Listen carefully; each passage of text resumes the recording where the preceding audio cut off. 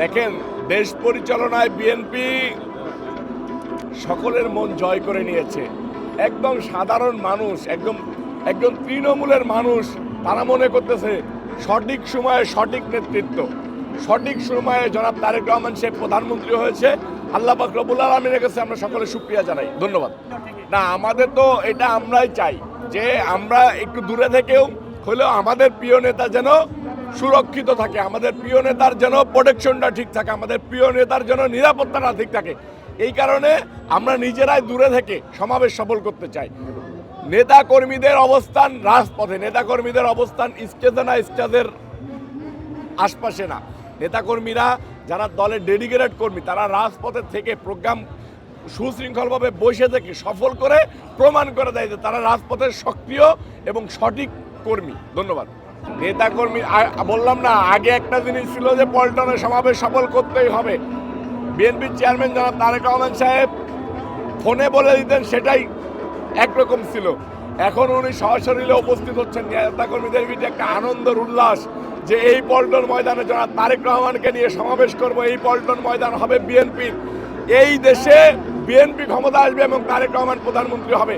সেই আবেগ, অনুভূতি, ভালোবাসার জায়গা, কমিটমেন্টের জায়গা জনাব তারেক রহমান সাহেবকে দেখতে আমরা সকলে চলে এসেছি। ধন্যবাদ।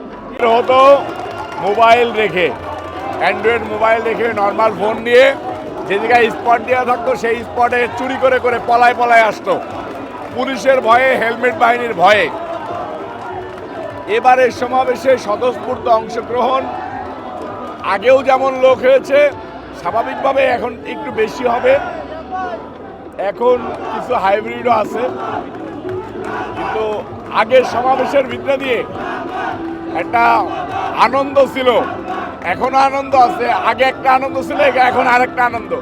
আগে মনে হতো সমাবেশ সফল করতেই হবে, আর এখনকার মনে হচ্ছে যে দায়িত্ববোধ থেকে সমাবেশ সফল করতে হবে।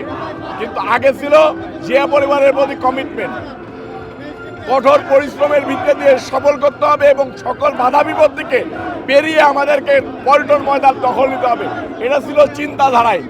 এখন পল্টন ময়দানে আমরা সমাবেশ করতেছি, ইনশাল্লাহ কোনো বাধা বিপত্তি নেই। দেশে গণতন্ত্র প্রতিষ্ঠা হচ্ছে।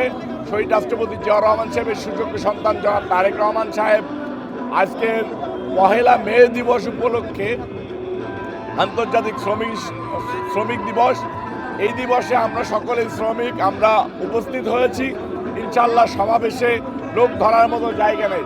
আপনারা দেখছেন যে আমরা পল্টনে সমাবেশ হবে, আমরা মতিঝিলে অবস্থান করতেছি, পল্টনে যাওয়ার মতো কোনো জায়গা এখনো পাচ্ছি না। ধন্যবাদ।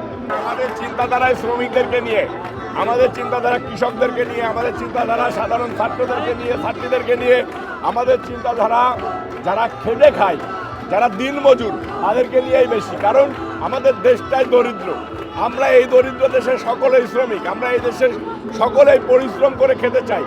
যে কারণে আমাদের চিন্তাধারাটাই থাকে একটা মানুষ যাতে সুস্থভাবে, সুন্দরভাবে পৃথিবীতে জীবনযাপন করে যেতে পারে। এটাই বিএনপির চিন্তাধারা, তারেক রহমান চিন্তাধারা। ধন্যবাদ।